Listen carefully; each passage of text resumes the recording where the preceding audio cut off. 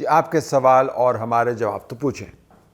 جی تو صاحب میرا سوال تھا کہ کیا اس موجودہ انٹرم گورنمنٹ کو ایسا لگ رہا ہے کہ وہ اگلے سال تک کہیں نہیں جا رہے؟ کیونکہ میری انڈرسٹینڈنگ یہ تھی کہ ایک انٹرم گورنمنٹ کا کام صرف الیکشن کرانا ہے، اور وہ سارے کام جو ان کے سگنیچر کے بغیر نہیں ہو سکتے صرف وہ انہوں نے خانہ پوری کری ہے۔ یہاں پر اناف از اناف، افغان ریفیوجیز واپس چلے جائیں، 9 مئی کو وہی ہوگا جو قانون کہے گا، نواز شریف کے ساتھ کیا ہوگا، فارن افیئرس پہ پالیسی میٹرز ڈسکس کرنا، وہ پرائم منسٹر کہہ رہے ہیں میرا اے سی بند کرنا تو کر دیں، اور اس کے بعد وہ پیرس بھی جاتے ہیں، کون سا انٹرویو انہوں نے نہیں چھوڑا، کون سی میٹنگ ریکویسٹ انہوں نے نہیں کی، اور ہر چیز پہ انہوں نے اپنے لائک وہ دیے ہیں، بٹ موسٹ شاکنگلی میڈیا بھی ان سے نہیں پوچھ رہا۔ آئی ول لو ٹو سی کہ اگر آپ کا انٹرویو ہوتا ہے پرائم منسٹر کے ساتھ، کہ آپ کو یہ ساری چیزوں کا مینڈیٹ کس نے دیا ہے؟ اس سے کیا یہ ظاہر نہیں ہو رہا کہ ہم یہاں پہ الیکشن کی بات کرتے رہیں گے، اور انہیں اصل میں پتہ ہے کہ یہ بہت لمبے ٹائم کے لیے آئے ہیں اور کہیں نہیں جا رہے؟ بس میری میموری میں اس سے زیادہ active interim government, politically active interim government کبھی بھی نہیں آئی، تو اس پہ تھوڑی سی روشنی ڈالیے گا۔ السلام علیکم۔ گریٹ کویسچن، اور یہ ہم آپ کو بتا دیں کہ آپ کو نہیں بتا رہے ہیں، ہم ویورز کو بتا رہے ہیں کہ یہ جو سوال ہمارے پاس آیا، یہ جو ایس ٹی ایچ میں نے جمعے کو کیا تھا اس سے پہلے ہمارے پاس یہ آ چکا تھا، تو یہ سوال اس سے متاثر نہیں، جس کے اندر میں نے غیر یقینی کی کیفیت میں جو ایک عنصر آئیڈینٹیفائی کیا، وہ غیر معمولی طور پر جو نگران حکومت متحرک ہوئی ہے وہ ایک عنصر تھا۔ تو آپ کا سوال اس سے انڈیپینڈنٹ ہے، جس سے مراد یہ ہے کہ بہت سارے لوگ جو ہیں پڑھے لکھے سوچ سمجھ رکھنے والے، وہ ایسا ہی سوچ رہے ہیں، اور میں آپ سے اتفاق کرتا ہوں غیر معمولی طور پر یہ متحرک ہیں۔ اگر پرائم منسٹر صاحب کے ساتھ میرا انٹرویو ہوتا اور میں ان سے سوال کرتا، میں بطور اینکر جس نے بہت عرصے سے یہ کام کیا ہوا ہے اور ٹی وی کے اوپر میرا تجربہ نسبتاً ذرا زیادہ ہے، میں آپ کو بتا سکتا ہوں ان کا جواب بھی کیا ہوتا ہے۔ ان کا جواب یہ ہوتا ہے جی ہم تو نہیں کر رہے۔ نمبر ایک تو یہ جو پی ڈی ایم کی حکومت تھی اس نے ہمیں امپاور کیا، یہ 3 چیزیں انہوں نے امپاور کی ہیں، اس کی تشریح کے مطابق ہم یہ کام کر سکتے ہیں۔ اور دوسری بات یہ دیکھیں جی پاکستان سب سے مقدم ہے، پاکستان کی گورننس کے اگر چیلنجز آئیں گے تو ہم چھوڑ تو نہیں سکتے۔ 9 مئی جو ہے اس کا تعلق نگران حکومت سے نہیں ہے، میں آپ کو بطور ایک پاکستانی سٹیزن بتا سکتا ہوں کہ میرے خیال میں ایسے ہی ہونا چاہیے۔ I can give you a very long answer on behalf of the interim prime minister۔ ہو سکتا ہے وہ اس طرح کے جواب نہیں دیں، لیکن میرا خیال ہے کہ یہ جواب آگے سے وہ دیں گے، تو اسی کے اندر سے آپ جواب اپنا بھی تلاش کر سکتے ہیں کہ پی ڈی ایم حکومت نے کیوں فریم ورک آف امپاورمنٹ ان کے لیے کریٹ کیا تھا، اور یہ اسپیس ان کو دی تھی کہ جس کو استعمال کر کے وہ یہ کام کر پائیں۔ دوسری بات یہ ہے کہ بڑا گہرا تصور ہے کہ بہت سارے کام جلدی جلدی ہم کروا سکتے ہیں، کیونکہ اس کے بعد جو ہے نا وہ منتخب حکومت نے آ جانا، جس سے مراد یہ ہے کہ منتخب حکومت تو بالکل فارغ ہے نا۔ منتخب حکومت کا مطلب ہے کہ پاکستان 1 انچ بھی ترقی نہیں کرے گا۔ اس مفروضے کے اوپر آپ کو ہائی آکٹین پہ لوگ کام کرتے ہوئے نظر آتے ہیں۔ بالکل ان سے سوال پوچھنا چاہیے، لیکن سوال پی ڈی ایم کی حکومت سے ہی پوچھنا چاہیے کہ آپ کو فریم ورک آف امپاورمنٹ جو ہے ایکسٹرا پاورز دینے کی کیا ضرورت ہے۔ السلام علیکم طلعت صاحب، میرا نام سید شہریار ہے، اور سوال یہ نہیں ہے کہ بھٹو کس طرح آیا تھا، نواز شریف کو کون لایا تھا، بے نظیر کو این آر او کس نے دیا، یا خان صاحب کے سر پر ہاتھ کس نے رکھا۔ سوال یہ ہے کہ ایوب خان کیسے آیا، یا خان کو کون لایا، ضیاء اللہ کے اقتدار پر کس طرح قابض ہوا، اور مشرف کو ٹیک اوور کا اختیار کس نے دیا تھا، اور پچھلے 7 سے 8 سالوں میں چند کردار پتلی تماشے ہمارے سامنے جو آئے، ان میں طاقت کس طرح سے بھری گئی، کہاں سے لائی گئی۔ سیاست دان اسی زمین کی پیداوار ہے، اسی زمین پر اگے گا، لیکن مارشل لاء دور میں وہ دنیا اور سیاست سے جو ہے وہ الگ نہیں ہو سکتا، کبھی ساتھ ہے کبھی مخالف ہے، لیکن راستہ بنانے کے لیے اس کے پاس آپشنز جو ہیں وہ کیا رہے ہیں، اس سب کے علاوہ اس کے لیے چھوڑا کیا گیا ہے۔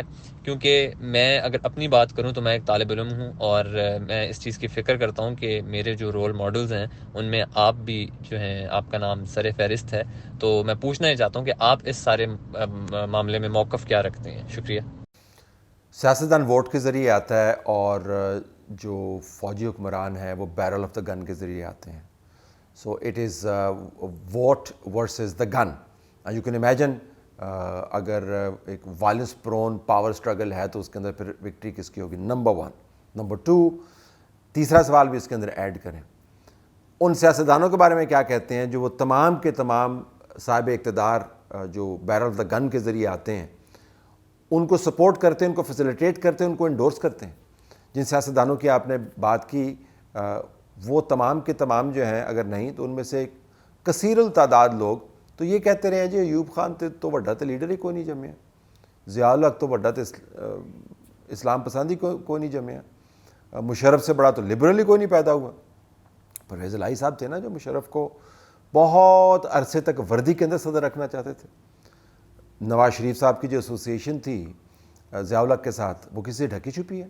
ذوالفقار علی بھٹو کیا ایوب خان کی پہلی کابینہ کے ممبر نہیں تھے؟ تو جناب لسٹ بہت لمبی چلی جائے گی. تو تیسرا سوال بھی پھر ایڈ کریں کہ فیسیلیٹیشن کس طریقے سے ہوتی ہے. لیکن آپ کے پہلے سوال کا میں نے جواب دے دیا, سیاستدان ووٹ کے ذریعے آتا ہے اور جو فوجی حکمران ہے وہ بوٹ اور گن کے ذریعے آتے ہیں. السلام علیکم طلعت بھائی, عبد الماجد بول رہا ہوں انگلینڈ سے. یہ کوئی گزارش کرنی تھی کہ باقی سارے کام تو ہوتے رہیں گے, جو اتنی زیادہ جو کرپشن ثابت ہوئی ہے, جو توشہ خانہ اور رنگ روڈ اور جو باقی جتنی اپنا 60 ملین جو تھا وہ پاؤنڈ کی مد میں, اور بنی گالہ کی زمین کا, وہ جو کم از کم اس کی ریکوری کی بات تو کریں. اس کی ریکوری ہوئی ہے, ہو رہی ہے, نہیں ہوئی, اس کی ہمیں کوئی پتہ نہیں بتا رہا, کوئی آدمی کچھ نہیں بتا رہا, میڈیا بالکل نہیں بول رہا. خالی یہ کہہ رہے ہیں کہ جی جو ہے نا یہ پی ٹی آئی کے چیئرمین جو ہے نا جو جیل میں چلے گئے ہیں, ان کی ضمانت ہو رہی ہے, یہ ہو رہا. کم از کم ہمیں یہ تو بتا دیں کہ بھئی کچھ ملا ہے. جو ہیرے کی انگوٹھی تھی 5 کیرٹ کی انگوٹھی تھی, اس کا کیا بنا؟ ہمیں تو کوئی کچھ بھی نہیں بتا رہا کوئی آدمی. اس کا کیا فائدہ؟ وہ اتنا ہلہ گلا ہوا ہے اور بعد میں سے ریکوری کچھ بھی نہیں ہو رہی, تو کیا فائدہ ہوا اس کا؟ میرے جو کورٹ کے رپورٹرز ہیں دوست, وہ اس سے بہت پریشان ہو گئے, کہیں گے سارا دن ہم ان کیسز کو رپورٹ کرتے رہتے ہیں, سارا دن ٹکر چلاتے رہتے ہیں, کورٹ ہوتی رہتی ہے, مقدمات کی تفصیلات آتی ہیں. یہ 99.9% جو چیزیں آپ نے ریز کی ہیں یہ مقدمات کا حصہ ہیں, سو کورٹ پروسیڈنگز کا حصہ ہیں. مقدمے کا فیصلہ ہوگا تو ریکوری ہوگی نا جی, تو اس تک کا انتظار کریں. لیکن میں کورٹ رپورٹرز کو کہوں گا کہ دوبارہ سے ان مقدمات کو خاص انداز سے رپورٹ کریں تاکہ ویورز جن کی نظر سے یہ چیزیں اوجھل ہو جاتی ہیں کسی بھی وجہ سے, ان کو پتہ چلے یہ کیسز کہاں پہ ہیں. السلام علیکم طلعت حسن صاحب, آپ کی کافی عرصے سے سن رہے ہیں پروگرامز کے ساری چیزیں. ابھی ایک دو دن پہلے آپ نے باجوہ صاحب کے بارے میں بتایا کہ انہوں نے کسی کو انٹرویو وغیرہ دیا ہے اور کچھ بکواسیات جو ہے وہ کی ہیں. ان چیزوں سے ایک چیز کیا یہ ظاہر نہیں ہو رہی کہ عمران جو سسٹم بنایا گیا وہ سسٹم جو ہے ابھی بھی ایکٹیو ہے کہیں نہ کہیں, اور عمران خان صاحب جو ہیں وہ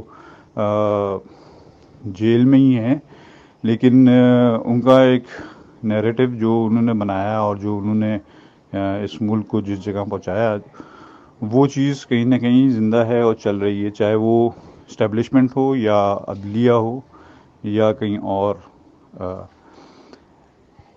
اس سے یہ جو نائٹ میئر گزرا ہے ہمارا اس ملک کے اوپر سے, وہ لگتا یہ ہے کہ ابھی بھی کہیں موجود ہے, اور یہ دوبارہ خدا نخواستہ واپس نہ آ جائے. ایک یہ جو قوم میں, عوام میں ایک یہ ڈر موجود ہے ان لوگوں میں, خصوصاً جو اس نائٹ میئر کو بہت ہی مانیٹر کرتے رہے اور دیکھتے رہے. تو کیا ممکن ہے کہ یہ 2018 دوبارہ کسی وقت دہرا دیا جائے؟ اس پہ ذرا آپ کی رائے چاہیے تھی. السلام علیکم. وعلیکم السلام. ایک تو گزارش یہ ہے کہ عمران خان وہ نائٹ میئر نہیں ہے, عمران خان اس نائٹ میئر کا نتیجہ ہے. نائٹ میئر کیا ہے؟ نائٹ میئر وہ تجربہ گاہ ہے جس میں سے عمران خان کو بنا کے نکالا گیا. نمبر 2, عمران خان نیریٹو نہیں ہے. عمران خان کا اپنا نیریٹو اس نے بنانے کی کوشش کی, لیکن اس نیریٹو کے اندر بہت سارے عناصر ایسے ہیں جو عمران خان کو طوطے کی طرح پڑھائے گئے اور رٹائے گئے, اور وہ طوطے کی طرح جو پڑھائے اور رٹائے گئے, اب طوطا اڑ کے دوسری شاخ پہ بیٹھ گیا ہے. نیریٹو اس کا وہی ہے, رخ اس نے مختلف کر لیا ہے, اب نشانہ اسٹیبلشمنٹ کو کر رہے ہیں. تیسری بات یہ کہ باجوہ صاحب جو ہے نا, ان کو عادت ہے ایسی باتیں کرنے کی. اب وہ ڈیسپریٹ سچویشن میں ہے. یہ وضاحت میں کر دوں کہ جب شاید میتلا نے انٹرویو کیا, یہ حالیہ انٹرویو نہیں تھا, یہ پرانے انٹرویو کا حصہ تھا, یہ ذہن میں رکھیے گا, پرانے انٹرویو کا حصہ تھا. That does not make it less important, لیکن ذرا سیاق و سباق ذہن میں رکھیے گا, پرانے انٹرویو کا حصہ تھا, چلایا انہوں نے اب ہے. تو عادت ہوتی ہے, اس کو میں کہتا ہوں RRS, RRS, retired radical syndrome. Retirement کے بعد ساروں پر آئین طاری ہو جاتا ہے, ساروں کے اوپر حکمت عملی آ جاتی ہے, ساروں کے اوپر جو ہے وہ پاکستان کی محبت آ جاتی ہے. جب طاقت میں تھے باجوہ صاحب, زندگی کا مقصد تھا کہ طاقت میں نہ چھوڑوں, آرمی کے ساتھ جو مرضی ہو جائے, قوم کے ساتھ جو مرضی ہو جائے, سیاست کے ساتھ جو مرضی ہو جائے, زندگی کا ایک ہی مقصد تھا کہ بھائی جی میں تو جانا نہیں ہے, آخری وقت تک مینوور کرتے رہیں. تو جب آپ کے یہ ایمبیشنز ہوں اور پھر آپ بیٹھ کے بھاشن دیں, اور اتنی بھی آپ میں اخلاقی جرت نہیں ہو کہ سامنے آ کے بھاشن دیں, تو آئیں نا اسلام آباد پریس کلب. اگر آپ مقبول عام ہیں یا تھے, قد کاٹھ والے تھے, تو اسلام آباد پریس کلب آئیں. چلا اسلام آباد پریس کلب نہیں آنا, پنڈی پریس کلب آ جائیں, وہاں پہ چلے جائیں, ذرا کمفرٹ زون بھی آپ کی بہتر ہوگی. پنڈی پریس کلب اس کا نام. تو آئیں, سوالوں کے جواب دیں, face up to the media, speak to the people. He will never do it. تو ان کے نیریٹو کا تعلق عمران کے نیریٹو سے نہیں.